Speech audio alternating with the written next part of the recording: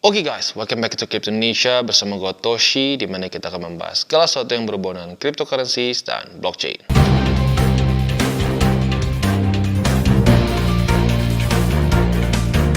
Oke, jadi pada hari ini guys, kita akan membahas spot trading versus futures trading. Yang mana yang lebih oke ya? Apakah kita harus pilih salah satunya saja atau jangan-jangan bisa semuanya ya? Sebelum kita masuk, seperti biasa gua akan disclaimer dulu bahwa semua konten dari TCI bukanlah financial advice. Ini semua bentuknya adalah edukasi ya. Oke, jadi yang mana nih Bang? Gua pribadi trading dua-duanya. Tetapi harus satu dulu nih aturan penting yang harus kita bahas di depan. Jangan dicampur-campur. Maksudnya gimana Bang? Ambil contoh ya. Lu punya modal 10 juta. Dari awal jangan dicampur-campur. Lu pilih berapa persen untuk futures, berapa persen untuk spot. Kalau lu pengen 50-50 monggo. Lu pengen 70-30 monggo. Ke lu masing-masing. Mana lebih nyamannya. Tapi jangan dicampur-campur lagi. Misalkan udah pilih 50-50 nih. 50% spot, 50% futures. Ya udah, jangan diganggu gugat lagi. Jangan, ini yang paling sering kejadian nih. Futuresnya merah, ambil margin dari spot. Nah, itu nggak bagus. Ya, tapi selama lo udah bagi jadi dua, oke. Ya, itu step pertama. Step kedua, lu harus tahu tujuannya. Lagi-lagi mindset ya. Ini terdengar mungkin mungkin terdengar klise, tapi pada faktanya gue percaya banget bahwa yang menjadi dasar fondasi paling kuat dari kita sebagai investor kripto adalah bukan TA, bukan fundamental, bukan on-chain, tapi adalah ya mindset. Mindset kita itu seperti apa di awalnya. Spot trading, gue selalu pakai analoginya adalah untuk tabungan kita di masa depan. Ya. Jadi kalau kita ingin meningkatkan net worth kita dari sini. Ya. Untuk futures trading banyak orang yang termakan dengan iklan-iklan seperti ya banyak lah ya. Yang saya hanya trading dalam 1 bulan dan saya mendapatkan Lamborghini. Ya Lamborghini mainan bener ya. McLaren di buku mungkin ya, di majalah otomotif mungkin itu bisa ya. Nah, itu banyak orang kejebak di situ. Tapi kalau kita realistik penggunaan trading futuresnya, menurut gua kita bisa profit. Gitu, ya. Nah, jadi itu dulu nih, kita harus benar dulu. Kalau pandangan gua, futures trading ini adalah untuk apa? Untuk duit jajan, untuk duit misalkan ngasih uang jajan ke kita maupun ke anak boleh ya, buat ngopi, buat ngerokok, walaupun kalau kayak pakai buat ya mungkin rokoknya jadi 1 truk mungkin kebelinya ya. Tapi intinya adalah bukan untuk kita menjadi kaya dalam waktu sangat pendek. Itu yang bikin orang boncos. Gitu. Jadi kalau mau boncos paling cepat trading futures mikir sebulan kaya kebeli McLaren, kebeli Lambo. Nah, udah itu boncos paling cepat. Tapi kalau penggunanya benar, ya asik. Gue kebelilah kopi, kebelilah hobi apalah ABC gitu ya. Ya gitu, itu cara pemikiran yang menurut gue bener gitu. Dan gue pribadi datang dari latar belakang trading forex gitu. Jadi awalnya tuh gue bisa dibilang trading walaupun nggak purchase futures, yaitu namanya CFD technically speaking ya. Nah tapi mirip-mirip kayak futures. Nah, jadi ingat, kita harus pisahkan dulu dari awal. Ini adalah tabungan masa depan ya, untuk meningkatkan net worth kita ya, untuk di masa nanti tua boleh, masa punya anak boleh, masa nikah boleh, tergantung lo ya. Nggak mungkin lu misalkan nabung buat pensiun lu masih anak SMA gitu, masih kelamaan ya. Lu nabung mungkin buat nikah dan seterusnya bisa ya. Tiap orang beda-beda. Nah, selanjutnya untuk futures trading ini ya mungkin kita akan lebih bahas ke futures lah ya. Karena spot sih orang cenderung kebayang. Yang paling bahaya dari spot sih langsung aja gue sebutin, kebanyakan beli altcoins yang small cap, kebanyakan beli meme coins. Nah udah itu aja deh masalah spot, simple spot sih ya. Futures yang kadang-kadang orang lebih problematik. Orang seringkali berpikir, oke, yang penting leverage-nya jangan tinggi, leverage-nya nggak tinggi pasti aman. Itu sering banget terjadi kesalahan. Detailnya kita akan bahas di sini. Kita akan gunakan Prime XBT. Jadi Prime XBT ini adalah all-in-one platform untuk crypto futures maupun CFD. Jadi lu sebenarnya kalau pengen aset kelas lain juga bisa lu lakukan di sini ya. Lu bisa ambil di sini ada lebih dari 100 CFD market seperti ada forex, ada juga precious metals, ada juga stocks dan seterusnya. Bahkan di sini juga ada copy trading. Tapi nanti kita bahas di belakang lah ya. Sekarang kita akan bahas dulu permasalahan utama dari para trader futures. Ya kita fokus dulu di futures deh, nggak usah CFD. Walaupun konteksnya sih lumayan mirip, tapi ada perbedaan ya minor yang mungkin lebih gampang kita bahas futures dulu ya. Jadi kita sering kali berpikir gini, oke yang penting jangan gede-gede. Ini marginnya cuma, atau lebih tepatnya si leverage-nya kita nggak usah gede-gede. Leverage-nya kita ambil aja misalkan 10x gitu ya. Nah, tapi amount BTC-nya gede karena tetap pengen cuan dong. Nah, banyak orang nggak ngeliat ya. Misalkan lo ganti amount-nya nih 1 BTC gitu ya, 1 BTC. Lo lihat margin impact-nya berapa gitu. Nah, jadi menurut gua sebenarnya tuh masalah utama bukan di sini, tapi lo nggak tahu konteks dari ini apa. Begitu. Jadi kalau menurut gua pribadi, lo harus coba sering-sering pakai kalkulator. Itu yang penting. Nah, itu secara teknis yang mungkin mendasarnya banget lah ya. Dan ya otomatis jangan main asal buka ya. Ini juga ya kalau lu newbie banget, gue nggak sarankan futures ya. Kalau lu newbie banget, udah trading spot dulu aja, udah hafal dengan TA, pelan-pelan geser ke trading futures. Jadi futures itu buat intermediate sampai advance ya. Ini gue harus ngomong dulu di depan. Kalau lu masih newbie nggak ngerti apa-apa, jangan sentuh dulu futures. Tapi kalau lu udah mulai mengerti dan pengen punya uang jajan gitu seperti gua, nah ya lu boleh pertimbangkan untuk trading futures gitu. Nah, dan yang gue suka juga di sini tuh trading futuresnya lu ada kasarnya tuh akun demo lah gitu ya. Nah, tapi akun demonya lumayan unik sih. Lu masuk ke kontes di sini ya. Nah, di kontes di sini ada 2 jenis ya. Ada CFD trading demo dan juga crypto futures demo. Lu tinggal pilih yang mana. Kalau lu pengen CFD ya di sini, kalau pengen futures ini. Hari ini fokusnya lebih ke futures, jadi kita ambil aja di sini ya. Nah, jadi untuk itu buat yang para newbie saya jauhi dulu sekali lagi ya.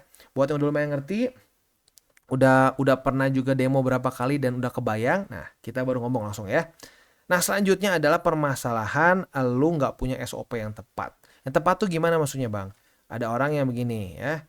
Lu terlalu cepat masuk market. Misalkan di sini terbentuk suatu struktur. Ya, baru mantul kayak di sini. Wah, udah nih, paten nih. Ini support nih, hajar long. Ya ini pas naik. Taunya kayak gini, lihat. Malah jebol lagi ke bawah. Nah, itu yang sering kali jadi permasalahan. Makanya kita harus cari dulu struktur di market. Baru kita buka setup. Nah, buat lo yang nonton DCWT pasti udah inget ya sama kita ambil ini aja deh. Contoh lagi render. Render dia terjadi retest 1, retest 2 di struktur yang terbentuk pada tanggal 19 dan 19 dan 20 Juni kemarin ya. Nah, ini sudah di-retest beberapa kali sebelumnya dan cukup paten sebagai suatu resisten. Nah, maka dari itu kita bisa pertimbangkan untuk membuka posisi short. Nah, retest 1, retest 2, posisi shortnya waktu itu gue bahas, yang konservatif di EMA 200, yang agresif di angka 7,465. Nah, kena semua. Begitu. Oke, ini skenario bagusnya. Kalau jeleknya gimana, Bang? Ada juga di sini ya. Lihat, retest 1, retest 2 harusnya buka posisi long. Bukan harusnya, udah kebuka posisi long. Ternyata di close di bawah dari struktur. Apa yang terjadi? Cut loss. Nah, itu yang kita perlu tahu. Kita perlu SOP. SOP-nya harus sama kayak gua? Enggak, setiap orang bisa beda-beda. Lu mau pakai Ichimoku Ryu boleh, mau pakai simple moving average aja boleh, mau dicampur kayak gua pakai struktur boleh, mau pakai filter lagi kayak RSI juga boleh, tergantung lu masing-masing. Yang penting punya SOP jelas, masuk gimana, keluar gimana, TP gimana. Begitu. Banyak orang yang kadang-kadang masuk tuh nekat aja, udah buka posisi long, ujung-ujungnya pas turun, aduh cut loss nggak ya, aduh cut loss nggak ya. Kalau udah punya SOP, lu nggak akan mikir aduh cut loss nggak ya, nggak akan ada pertanyaan seperti itu. Lu akan langsung, oh ya sudah, ini antara cut loss atau enggak tuh udah jelas banget, SOP lu udah baku. Kalau SOP lu masih belum baku, lu masih coba-coba, janganlah pakai duit beneran dulu. Lu pakai apa dulu? Pakai demo dulu. Ya udah kebayang SOP-nya, udah lumayan profitable, baru hajar. Begitu, ya. Itu kurang lebih yang menjadi beberapa permasalahan dari para trader futures ya. Nah, terus satu lagi. Untuk futures ini sendiri, buat lo yang belum pernah sentuh sama sekali, lo bisa nge-short the market juga. Kayak kita ambil contoh render tadi ya. Kalau lo spot, lo nggak bisa cuan dari dia turun ya. Lo cuma bisa cuan karena dia naik. Lo beli rendah, pas dia naik ke atas, lo cuan. Begitu. Nah, tetapi kalau di sini ya, kalau lo trading futures, lo bisa buka posisi short alias kalau dia turun lo profit. Gitu ya. Kayak sama kayak contoh di sini. Dia nge-short lo TP di EMA 200 atau di sini ya lo profit. Jadi lagi-lagi futures ini sebenarnya adalah pisau bermata dua. Kalau lu bisa pakainya akan sangat berguna. Tapi kalau lu nggak bisa pakainya yang ada malah lu ketusuk sendiri dan mati. Nah, maka dari itu pastikanlah kita bisa menggunakannya dengan baik. Please buat lu yang masih baru, coba dulu demonya. Ya, demo account-nya sekali lagi lu bisa cari di kontes di sini lu klik ya. Dan akan keluar 2 jenis ya. Ada yang trading demo, yang CFD, ada juga yang futures demo. Begitu, tinggal lu pilih mau yang mana. Kalau lu udah biasanya di kripto ya di sini aja. Kalau lu merasa bahwa, "Bang, gue pengen coba di market lain, bisa nggak?" Bisa, lu tinggal klik di sini ya, yang trading demo, yang CFD trading demo. Bentuknya seperti ini, dan ada berbagai macam jenis aset kelas lain di luar dari kripto. Contoh di sini ya, ada copper, ada crude oil, ada bahkan Dow Jones, ada Euro 50, ada France ya, dan banyak lagi ya, ada S&P 500 dan seterusnya. Nah, tentunya karena ini bukan market kripto, dia tidak akan tidak akan sama seperti ya banyak orang yang bilang gini, "Bang, kan kripto tuh cenderung atau lebih tepatnya altcoins ya cenderung mengikuti BTC. Kalau gitu caranya berarti kan marketnya bakal mirip-mirip. Nah, kalau pakai aset kelas lain, nah itu kan bisa jadi beda." Nah, iya, itu salah satu kegunaannya kita bisa menggunakan CFD. Jadi buat lo yang pengen merambah ke aset kelas lain, silakan bisa menggunakan juga di sini. Dan sekali lagi yang gue suka di Prime XBT ini, lo bisa menggunakan si trading account-nya dulu. Jadi nggak perlu resiko dulu di awal. Kalau udah biasa, udah siap untuk menggunakan langsung uangnya, nah bisa langsung menggunakan yang langsung, atau sorry bukan langsung, tapi yang real account. Contohnya gimana? Ini real account ya, kita tinggal klik trade dan trading misalkan crypto futures. Nah, ini real account nih. Di real account kita bisa langsung ganti, misalkan kita pengen margin type-nya seperti apa ya. Kita bisa set misalkan leverage cuma 20, 10 dan seterusnya. Tapi ingat sekali lagi ya, leverage 200 tuh bukan berarti pasti akan lebih pasti akan lebih beresiko dibandingkan 10x. Karena 10x kalau lu salah masangnya sama aja, sama-sama boncos. Begitu, bahkan malah lebih parah. Banyak orang suka lupa gini ya. Gua sih leverage-nya kecil aja, misalkan cuma 2 atau 5 ya. Tapi udah gitu pas udah di set, lalu amount-nya maksimum ya ujung-ujungnya malah kemakan margin, hilang lagi sama aja gitu. Jadi itu sebenarnya satu misconception bahwa kalau ini maksimum kalau ini rata kanan tuh ya berarti lo otomatis akan boncos cepat. Enggak sebenarnya.